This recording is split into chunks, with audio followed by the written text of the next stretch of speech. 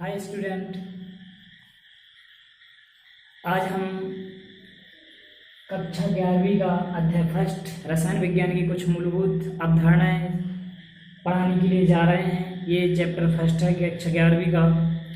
सबसे पहले हम उन सभी विद्यार्थियों को बधाई देना चाहेंगे जो कक्षा 10वीं पास होकर और कक्षा 11वीं में आए हैं, और उनका भी हम बहुत बहुत धन्यवाद देना चाहेंगे जिन्होंने हमारे चैनल को ज्वाइन किया। बच्चों, अभी तक आपने कक्षा 10 की एक पतली सी बुक विज्ञान पढ़ी थी, जिसमें हमने कुछ संक्षेप में एक केमिस्ट्री, जो कि आपका 11वीं में एक अलग विषय है, उसको पढ़ेंगे। बच्चों, उसमें एक पतली सी बुक थी। इस बार आपकी जो कक्षा 11वीं की है, ये एक मोटी सी बुक आपकी आएगी, जिसमें आपको अच्छी मेहनत करना है। जैसे आपने 10वीं में मेहनत की और अच्छे नंबरों से पास हुए, घर का नाम और स्कूल का नाम रोशन किया, उसी प्रकार आगे भी करते रहना। तो चलिए हम शुरुआत करते हैं। सबसे पहले चैप्टर अध्याय फर्स्ट रसायन विज्ञान की कुछ मूलभूत अवधारणाओं की साथ। तो सबसे पहले रसायन विज्ञान से स्टार्टिंग करते हैं। इसमें हम पूरी बेसिक चीज़ें पढ़ेंगे बच्चों। तो सबसे पहले रसायन विज्ञान की परिभाषा यहाँ से स्टार्ट होती है। तो रसायन विज्ञान विज्ञान की ही वह शाखा है जिसके अंतर्गत पदार्थ, उनके संगठन, जिससे मिलकर बना होता गुण, उसमें कौन से गुण हैं, तथा उनमें होने वाले परिवर्तन का अध्ययन किया जाता है। मतलब कोई भी वस्तु है, कोई भी पदार्थ है, उसके गुणों का अध्ययन, वो किससे मिलकर बनी है, कौन कौन से पदार्थ उसमें हैं, उसके गुण कैसे हैं, ठोस है, द्रव है, गैस है, और भी कौन कौन से प्रकार के गुण दर्शाते हैं, और उनमें क्या क्या परिवर्तन हो सकता है। जैसे कि लोहा है तो उसका गुण वो ठोस होता है ना, कठोर होता है, और इसके अलावा उस पर जंग भी लगती है, तो रासायनिक परिवर्तन भी है, और भी बहुत सारे ऐसे परिवर्तन उनमें होते हैं। तो इसमें अंतर्गत हम इसकी परिभाषा बन जाएगी रसायन विज्ञान की वह शाखा जिसके अंतर्गत उसके संगठन, जिससे मिलकर बना है, गुणों और उनमें होने वाले परिवर्तनों का अध्ययन किया जाता है।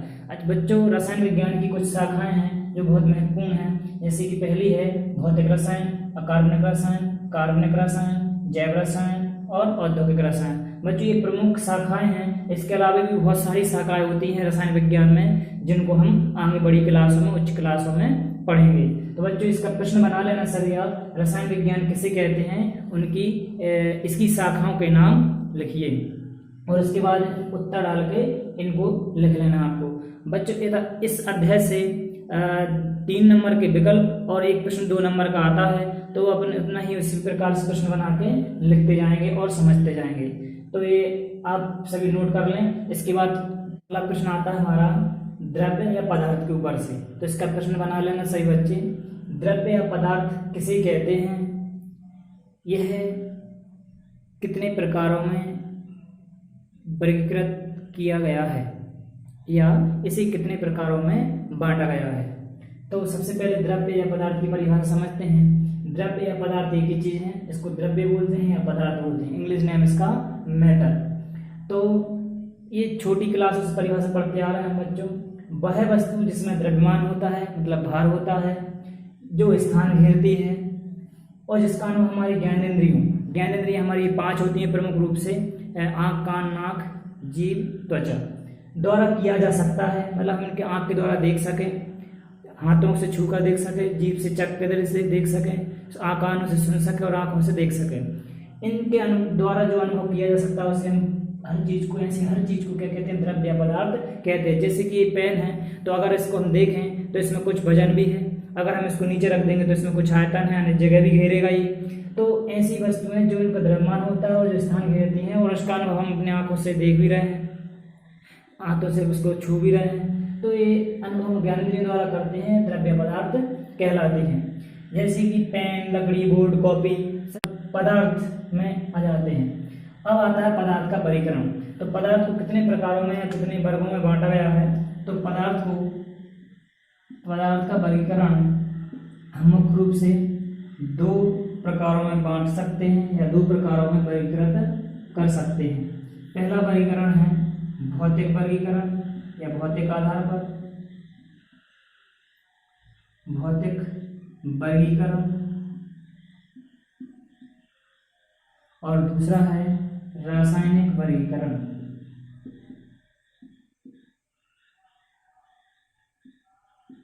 रासायनिक वर्गीकरण। बच्चों भौतिक वर्गीकरण के अंतर्गत इसको फिर से 3 भागों में बांट सकते हैं।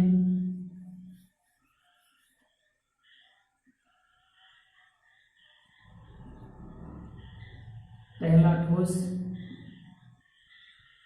दूसरा द्रव और तीसरा गैस। तो इसके 3 प्रकार हैं। तो बच्चों भौतिक वर्गीकरण में ठोस, द्रव और गैस ये आ जाते हैं। बच्चों ठोस, आप जानते हैं ठोस क्या होता है। ठोस वह होता है जिसके अणुओं के बीच में आकर्षण बहुत ज़्यादा होता है, उसे हम ठोस कहते हैं। जिसमें जो कण हैं, अणु परमाणु आयन, वो बहुत ही पास पास यानी सटे हुए रहते हैं, वो क्या कहलाते हैं, ठोस कहलाते हैं। इनके गलनांक और क्वथनांक के मान भी बहुत उच्च होते हैं, इनमें बहने का गुण नहीं होता। ठोस का जो आकार है वो निश्चित होता है, इनका जो आयतन है वो निश्चित होता है। इसके बाद हम आते हैं द्रव पर।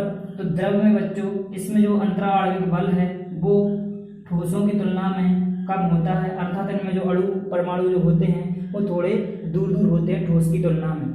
इनमें बहने का गुण पाया जाता है द्रव में। इनके गलनांक और क्वथनांक का मान ठोस की तुलना में कम होता है। इसके बाद आते हैं गैस। गैस जो है उसमें जो अणु हैं उस ठोस और द्रव की तुलना में सबसे ज़्यादा दूर दूर होते हैं और इनमें इनका आकार एवं आयतन दोनों ही निश्चित नहीं होता है। इनको हम जिस भी बर्तन में रखेंगे बच्चों, ये उस बर्तन का आकार ग्रहण कर लेते हैं। हम अगर छोटे से एक गिलास में रखें तो गिलास का आकार ग्रहण कर ले, कमरे में भर दे तो पूरे कमरे में गैस फैल जाएगी, तो मतलब इनका आयतन भी निश्चित नहीं होता। लेकिन ठोस और द्रव का ऐसा है, जिस भी बर्तन हम रखेंगे वो उसका आकार वो उतना ही रहेगा। द्रव को डालेंगे किसी भी चीज़ में, 1 लीटर जैसे हमने किसी पानी भरा किसी भी बर्तन में तो वो 1 लीटर ही रहेगा, चाहे उसको टंकी में भरें चाहे कहीं भरें वो 1 ही लीटर रहेगा। लेकिन गैस चाहे कमरे में भरें और कहीं भी, तो उसका आयतन सारा जगह अलग अलग होगा। तो ये संक्षिप्त थोड़ा इनका वर्णन था। गैस में जो अंतराणविक बल है वो दोनों की तुलना में सबसे कम होता है। तो ये इनका संक्षिप्त वर्णन था। इसके बाद देखते हैं रासायनिक वर्गीकरण, जो हमारी सबसे इम्पोर्टेंट है केमिस्ट्री में। तो इसका वर्गीकरण भी आपको बच्चों 2 प्रकारों में किया गया है। एक है आपका इसका शुद्ध पदार्थ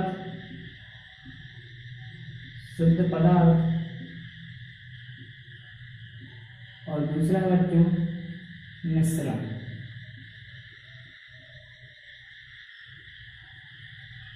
शुद्ध पदार्थ और मिश्रण। बच्चों यहाँ पर इनको शुद्ध पदार्थ को फिर से और बांटा गया है और मिश्रण को भी यहाँ पर 2 और प्रकारों में बांटा गया है। शुद्ध पदार्थों को फिर से 2 भागों में बांटा गया है, एक तत्व और दूसरा यौगिक। तो ये बहुत इंपॉर्टेंट है कि हम अलग से प्रश्न बनाकर इनको लिखेंगे या समझेंगे। और मिश्रण को भी 2 भागों में बांटा गया है, एक सममांगी मिश्रण, दूसरा विषमांगी मिश्रण। तो बच्चों ये इसका वर्गीकरण है। प्रश्न बना के सभी पदार्थ या द्रव्य किसे कहते हैं, पदार्थ का वर्गीकरण कीजिए और इस प्रकार से इसका ये उत्तर बना लेना और लिख लेना सभी बच्चे। इसके बाद हम अलग से एक प्रश्न बनाएंगे। शुद्ध पदार्थ का जो वर्गीकरण किया है, तत्व और यौगिक, सममांगी विषमांगी मिश्रण, इन सबको अलग से प्रश्न बना के समझते हैं। तो बच्चों नया प्रश्न है आपके लिए, तत्व किसे कहते हैं, तत्वों को वर्गीकृत कीजिए। तो बच्चों तत्व को इंग्लिश में एलिमेंट कहते हैं और तत्व बच्चों हमने अभी देखा कि रासायनिक वर्गीकरण के अंतर्गत जो शुद्ध पदार्थ होते हैं उन शुद्ध पदार्थों के अंतर्गत तत्व आते हैं। अब तत्व बच्चों जो एक ही प्रकार के, परिभाषा में लिखा वे पदार्थ होते हैं जो केवल एक ही प्रकार के परमाणु, इसकी जगह पर अणु भी हो सकता है, एक ही प्रकार के परमाणु उपस्थित होते हैं, उन्हें तत्व कहते हैं। बच्चों जैसे कि आपका यहाँ पर लोहा दिया, तो लोहे में एक ही प्रकार के तत्व होते हैं, तभी जाके ये आपका तत्व कहलाता है। तांबा है, कॉपर बोलते हैं जिसको, गंधक जिसका सल्फर भी नाम होता है रासायनिक, तो ये सभी में एक ही प्रकार के परमाणु होते हैं। जैसे कि यहाँ पे आप देख सकते हैं सल्फर का संकेत S है और यहाँ पर एसिड, ये अणु रूप है इसका और ये परमाणु रूप है। तो अणु भी हो सकते हैं और वो परमाणु हो सकते हैं तत्व। तो यहाँ पे सल्फर के ही 8 अणु हैं, ये इस प्रकार 8 परमाणु हैं सल्फर के, इस वजह से ये सल्फर का एक अणु बन गया। तो इस प्रकार से ये भी तत्व के अंतर्गत आता है। तो बच्चों तत्वों का वर्गीकरण 3 प्रकार में किया गया, मोटे तौर पर वैज्ञानिकों ने किया है, धातु, अधातु, उपधातु। ये इनके इंग्लिश नेम है, मेटल, नॉन मेटल, मेटेलॉइड। तो बच्चों धातु जो है वह है आयरन, Au गोल्ड जो कि सोना कहलाता है, Ag यानी सिल्वर यानी चांदी। और इसके बाद आता है अधातु। अधातुओं में आपके सल्फर, गंधक जिसको हम लोहान के रूप में जानते हैं बच्चों, फास्फोरस जो माचिस के ऊपर जो लाल लाल कवर चढ़ा रहता है वो फास्फोरस का रहता है, तो इसका संकेत P4 है अणु रूप, और इसका संकेत P। आयोडीन जो कि नमक में मिला रहता है, उसका संकेत I2। ये ब्रोमीन जो अधातु है और एकमात्र अधातु है जो द्रव रूप में पाई जाती है। तो इसका विकल्प बन जाता है बच्चों कि एक द्रव अधातु का नाम बताइए, तो द्रव अधातु का नाम ब्रोमीन।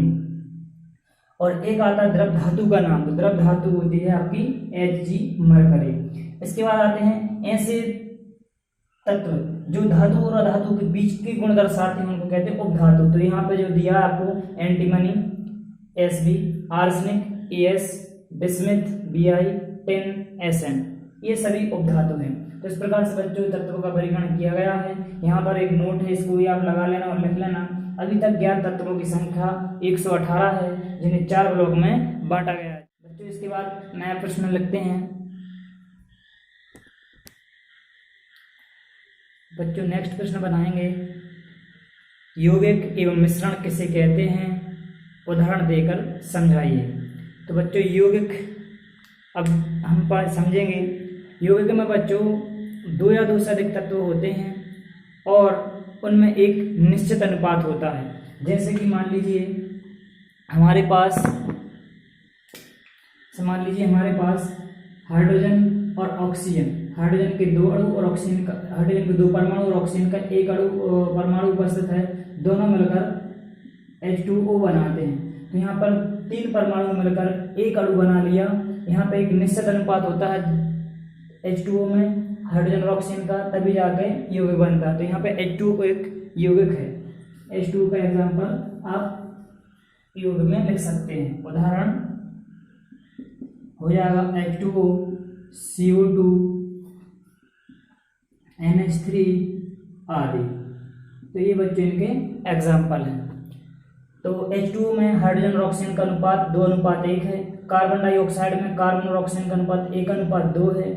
नाइट्रोजन और हाइड्रोजन में 1:3 है। तो इस प्रकार से एक निश्चित अनुपात में मिलाने से जो है यौगिक का निर्माण होता है। खास चीज इसमें यही है कि जो निश्चित अनुपात में मिलाने से बनते हैं उनको हम क्या बोलते हैं, यौगिक कहते हैं। और बच्चों इसी मिश्रण भी यहाँ पर हम एक साथ ही पढ़ेंगे, क्योंकि दोनों में बस एक ही चीज का अंतर है। ये निश्चित अनुपात में मिलाने से बनते हैं यौगिक, और मिश्रण जो है वो किसी भी अनुपात में मिलाने से बनते हैं। कोई भी 2 तत्वों को लो, उनको किसी भी अनुपात में मिला दो तो वो क्या बन जाता है, मिश्रण बन जाता है। अब यहाँ पर मिश्रण 2 प्रकार के होते हैं, सममांगी मिश्रण, विषमांगी मिश्रण। सममांगी मिश्रण में बच्चों पूरे मिश्रण का संगठन एक समान हो जाता है। जैसे कि इसका एग्जाम्पल हम अगर लें तो जल में शक्कर, यदि हम जल में शक्कर को मिलाते हैं तो शक्कर पूरे विलयन में घुल जाती है। फिर यदि हम उसका टेस्ट करेंगे तो चाहे ऊपर का टेस्ट करें, बीच का करें या लास्ट नीचे का करें, तो तीनों ही जगह से टेस्ट एक जैसा आता है, मतलब पूरे मिश्रण का संगठन एक समान हो जाता है। लेकिन विषमांगी मिश्रण में जैसे कि जल में रेत, तो रेत पूरे मिश्रण में घुलती नहीं है जल में, और इस प्रकार से हम उसको अलग भी कर सकते हैं। तो ऐसे मिश्रण को हम विषमांगी मिश्रण कहते हैं। तो बच्चों उम्मीद है आपको समझ में आया होगा। तो बच्चों सबसे पहले समझ वीडियो को अच्छे से देखें, नोट्स बनाएं और इसको व्हाट्सएप ग्रुप में भेज दें, और अच्छे से इनको साथ में याद भी करते चलें। तो आज का लेक्चर यहीं पर ख़त्म होता है। तब तक के लिए धन्यवाद। Thank you very much.